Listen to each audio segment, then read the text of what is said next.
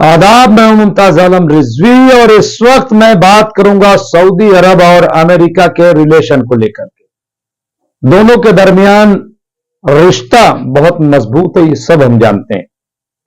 ये भी लोग कहते हैं कि दरअसल अमेरिका के शिकंजे में सऊदी अरब, बल्कि अमेरिका पूरे मिडिल ईस्ट को अपने शिकंजे में रखना चाहता है। ये एक बहुत बड़ी सच्चाई है, कोई इसको माने या न माने, लेकिन 7 अक्टूबर 2023 के बाद पूरी दुनिया का और खास तौर से मिडिल ईस्ट का, मशरिक़े उस्ता का पूरा परसेप्शन सिनेरियो चेंज हो गया। जियोपॉलिटिक्स बदल गई और उसके नतीजे में अब जो बात सामने आ रही वो ये कि सऊदी अरब अपने आप को अमेरिका के चंगुल से निकालना चाहता है। वो अब खुद कफील बनना चाहता है, अपने पैरों पे खड़ा होना चाहता है। मोहम्मद बिन सलमान जो क्राउन प्रिंस, वो अब ज्यादा दिनों तक अमेरिका की गुलामी को अपने सर पर लादना नहीं चाहते। इसके साथ साथ अब उनको मौका मिल गया है। मौका यह मिल गया है, बहाना यह मिल गया है कि सबसे पहले फिलिस्तीन को आजाद करो, फिलिस्तीन को एक देश बनाओ, एक राष्ट्र बनाओ, उसके बाद हम बात करेंगे। आज की बात जो है वो ये है कि सऊदी अरब ने अमेरिका के साथ बड़े पैमाने पर जो रक्षा सौदा होना था, डील होनी थी, वो उससे इनकार कर दिया है। जो दिफाई समझौता जो वसी पैमाने पर, छोटे मोटे तो होते रहते हैं, लेकिन उससे इनकार कर दिया है। यह इनकार इस बात की दलील है कि सऊदी अरब अब यह कह रहा है कि हम भी मुंह में जबान रखते हैं, काश पूछो कि मुद्दा क्या है। और मैं समझता हूं कि कोई गलत बात नहीं है, ये कोई बुरी बात नहीं है, ये अच्छी बात है, जुर्रत की बात है।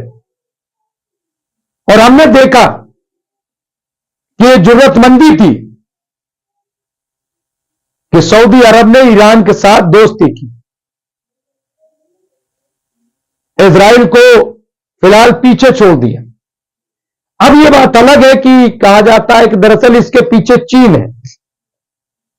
चीन और अमेरिका में किस तरह की तिजारती जंग चल रही वो आपको पता है। मैं बड़ा कि तू बड़ा, मुस्तकबिल में, फ्यूचर में दुनिया पे कौन राज करेगा, चीन या अमेरिका? यह एक संघर्ष चल रहा है, यह एक जद्दोजहद चल रही। लेकिन जो और कंट्रीज हैं उनका क्या?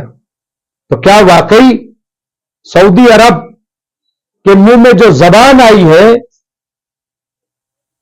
और जो हौसला आया है, तो क्या उसके पीछे वाकई चीन है? तो क्या यह माना जाए कि अमेरिका के चंगुल से निकल के सऊदी अरब चीन के चंगुल में जा रहा है? यह माना जाए कि अपना भी रास्ता बना रहा है। हालांकि बहुत सारी ऐसी चीजें सऊदी अरब में हो रही जो नाकाबिले बर्दाश्त, मुसलमान उससे खुश नहीं है।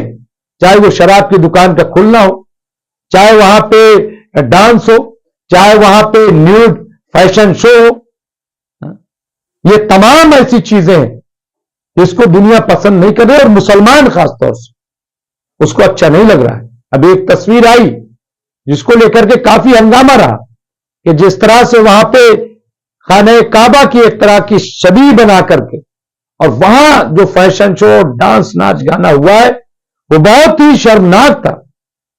लेकिन मैं यहां थोड़ा सा अलग बात कर रहा हूं। मैं यहां बात कर रहा हूं कि क्या वाकई अमेरिका कमजोर पड़ रहा है? क्या अमेरिका की गिरफ्त अब ढीली पड़ रही?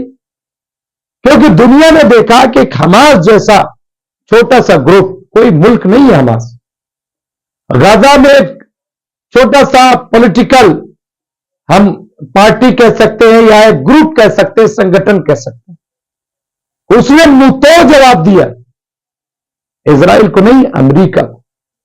मैं कह रहा हूं, और 14 महीने हो गए, ना तो अमेरिका और ना इजराइल पता नहीं कर सके कि हमास है कहां। 101 कैप्टिव सब भी हमास के पास मौजूद है, लेकिन कोई पहुंच नहीं पा रहा है। इसके अलावा हिजबुल्लाह, दूसरी तरफ हौती, तीसरी तरफ सीरिया, चौथी तरफ इराक और फिर ईरान और सऊदी अरब की दोस्ती।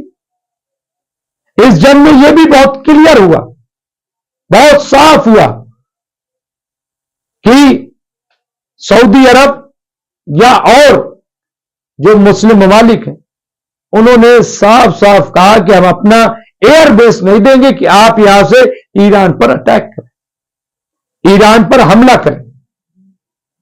यह भी एक जुर्रतमंदाना कदम है, तो इसको देखा कैसे जाए। हालांकि इस दौरान जो आईसी का रोल रहा वो बहुत ही शर्मनाक रहा, बहुत ही शर्मनाक रहा है। अभी भी हमास ने कल ऐलान किया, अपील की कि जुल्म के खिलाफ मुजाहरे किए जाए, लेकिन हम देख रहे हैं कि अमेरिका में तो मुजाहरा हो रहा है, फ्रांस में मुजाहरा हो रहा है, जर्मनी में मुजाहरा हो रहा है, लंदन की सड़कों पर लाखों लोग उतर रहे हैं, लेकिन मुस्लिम ममालिक खामोश तमाशाई बने हुए। एक शख्स घर से नहीं निकल रहा है, तो क्या यह खौफ है उन हुक्मरानों का, या हुक्मरान डरे हुए हैं कि अगर यहां प्रोटेस्ट हुआ तो कहीं ऐसा ना हो कि एक अलग राह पर देश चल पड़े। लेकिन आग तो सुलग रही है। हम जो बात कर रहे हैं वो ये कि क्या क्राउन प्रिंस मोहम्मद बिन सलमान ये बात समझ गए हैं कि अगर देश को खुद कफील न बनाया गया, देश पर जो गुलामी लदी हुई है, अगर इससे आजादी हासिल न की गई तो उनकी बादशाहत बहुत देर तक नहीं रहेगी। और क्या इसीलिए यह कदम उठाया गया है? और चीन के साथ मिलकर के जो पैसेजेस बन रहे हैं, जो कॉरिडोर्स बन रहे हैं, फिर उधर रूस है, रूस के साथ बेहतरीन रिश्ते। पहली बार आप देखिए कि जंगी तैयारे वो अमेरिका के बजाय सऊदी अरब रूस से सौदा कर रहा है। ये अपने आप में एक बात तो है। तो बहरहाल मैं सिर्फ यहां पे आज कहने के लिए आया हूं कि सऊदी अरब का ये कदम और ये कहना कि फिलिस्तीन को आजाद करो, उसके बाद हम सोचेंगे, गौर करेंगे कि इजराइल के साथ हमारे संबंध रहे कि न रहे, और हम जो रक्षा डील करेंगे वो डिफेंस डील जो होगी वो किस पैमाने पर होगी ये हम तय करेंगे, ये अमेरिका तय नहीं करेगा। पहले अमेरिका तो थोप देता था, लेकिन अब ये जो बात आई है, मैं समझता हूं कि सऊदी अरब तमाम उन मुस्लिम ममालिक के लिए भी मिसाल बनेगी कि जो अब भी गुलामी की जिंदगी गुजार रहे। जो भी होगा हम आपको अपडेट करते रहेंगे। देखते रहिए एमएमसी न्यूज इंडिया, और हर रोज हम 10:10 पर अब लाइव करते हैं मिडिल ईस्ट के सवाल पर, इजराइल और फिलिस्तीन के सवाल पर। आप उसमें शिरकत की, बहुत बहुत शुक्रिया।